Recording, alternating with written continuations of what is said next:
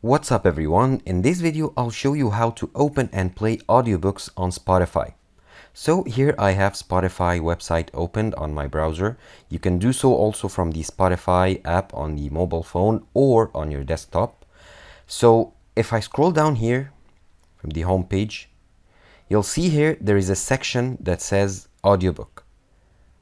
You'll see here that there's a section for audiobooks here. I can show all the audiobooks or I can search for audiobooks here in the search tab. So let's open the audiobooks here. You'll find many audiobooks available.